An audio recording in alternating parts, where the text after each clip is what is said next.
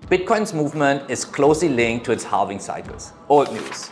There are various ways to analyze and forecast these cycles, including older methods like circular analysis and Elliott wave theory, as well as more simplistic methods like predicting a repeating bottom to growth pattern every 4 years.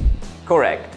Ralph Nelson Elliott created Elliott wave theory in the 1930s, and traders continue to use it to forecast Bitcoin cycles today. And the other theories lack sufficient data to support it.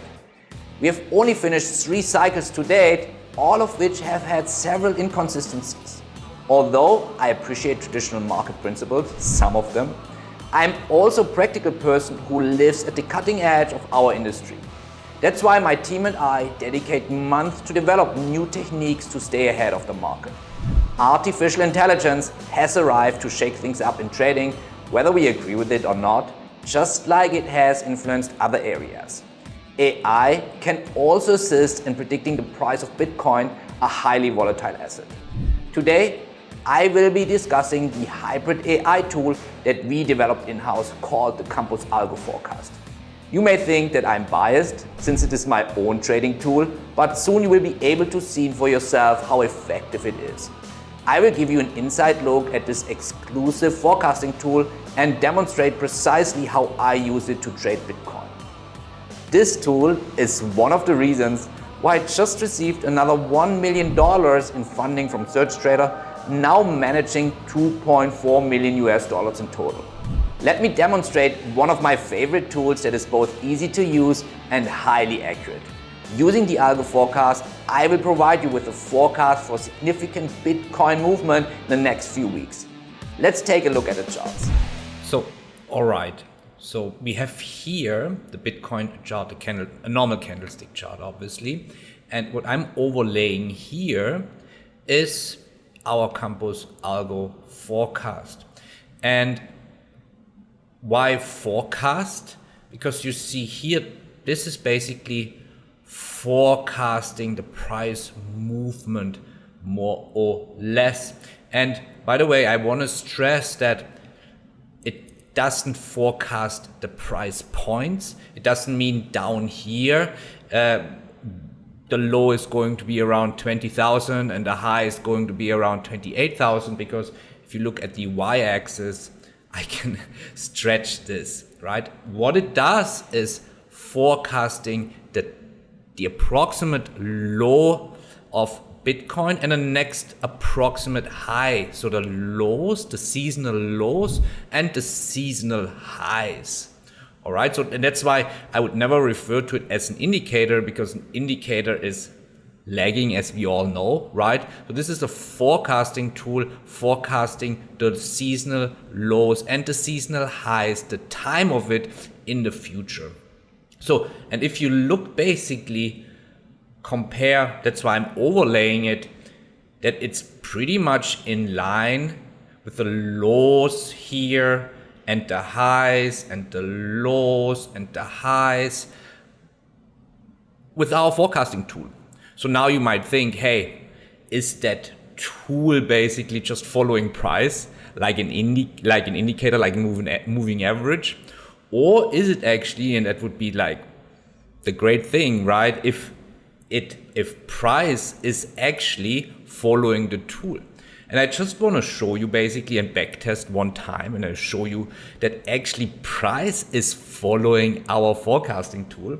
And you see here we had a significant low around December, and now it looks like, or until basically now, until April, right? So let's do a backtest quickly and say, okay, around that time here, we anticipated a low, and around that time we anticipate a high.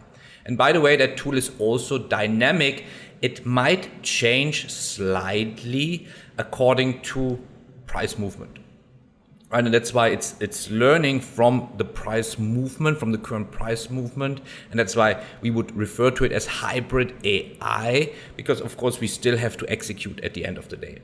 Now, if I do now the backtesting and look if that tool basically forecasted that low here around that time and the high around April. So let me go back in time frame, customize. Now let's pretend it's basically end of November.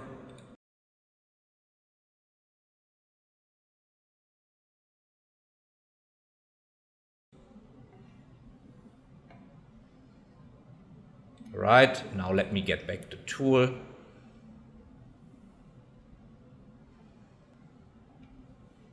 Let me overlay it.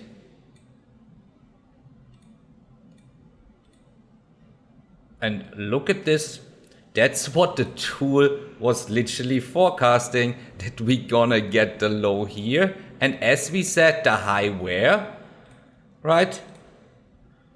Around April.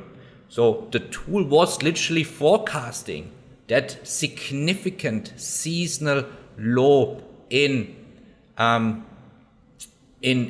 of the year last year, end of November, in December, and then we got that ready. Look at this, as predicted by our tool, right? Now, let me now do the following. Let me get back to today.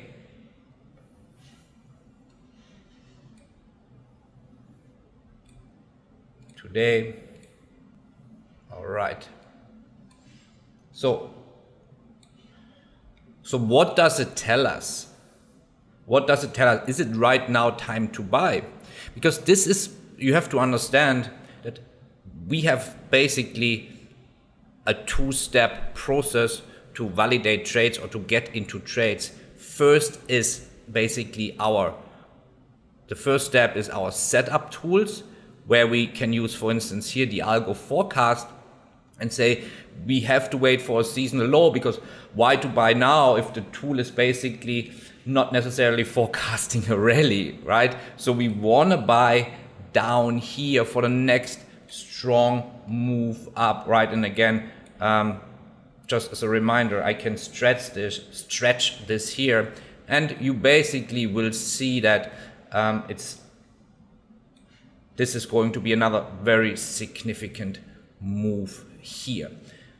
All right, so that's one thing we have to do. So we have to wait for that seasonal low here around June, end of June. You see that here. Let me just make here vertical line here. So it's around here, 3rd week, 4th week of June, where we might get a seasonal low here, where we are then going to time the market. All right, so very important. So we all have to wait until we are around mid-June, end of June, and then we can start buying Bitcoin. All right. So on this channel, I will provide you with updates on the latest Bitcoin price developments. Once our hybrid AI tools will give us a clear buying signal with all rules in place, I will update you accordingly with a video or a community post. So please activate the notification bell if you don't want to be late to the party. Thank you for watching. Happy and safe trading, everyone.